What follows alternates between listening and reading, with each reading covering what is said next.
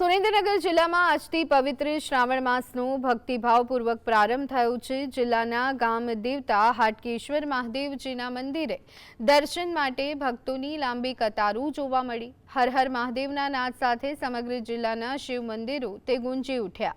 મંદિરોમાં ભગવાન શિવને બિલીપત્ર અને પુષ્પ અર્પણ કરવા સાથે ડ્રાયફ્રૂટ અને અન્નકૂટનો કલાત્મક શણગાર કરવામાં આવ્યો। તો શ્રાવણ નિમિત્તે ભજન ભોજન અને ભક્તિનો અનોખો સંગમ રચાયો છે। આજે સાંજે ભવ્ય આરતી, દીપમાળા, મહાભિષેક, રુદ્રાભિષેક અને 4 પ્રહરની આરતી જેવા કાર્યક્રમોનું આયોજન કરવામાં આવ્યું, જેને લઈ શિવ ભક્તોમાં ભારે ઉત્સાહ જોવા મળી રહ્યો છે અને શ્રાવણી ઉજવણીનો માહોલ બરાબર જામ્યો છે। 40 વર્ષથી પૂજા કરવા, દર્શન કરવા આવું છું। આ મહાદેવ મંદિર બહુ જૂનું છે કે જે સોમનાથ મહાદેવનું મંદિરનું નિર્માણ થયું ત્યારનું આ મંદિરનું નિર્માણ છે। એટલે આ મંદિરમાં પૂજા કરવી, દર્શન કરવા એ ધન્યવાદ પાત્ર છે।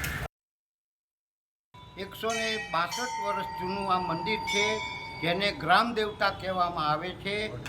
સુરેન્દ્રનગર જ્યારે બન્યું એ પહેલાંનું આ મંદિર છે અને એમાં મહાદેવજીનું મંદિર જે પહેલું હોય એ ગ્રામ દેવતા કહેવાય।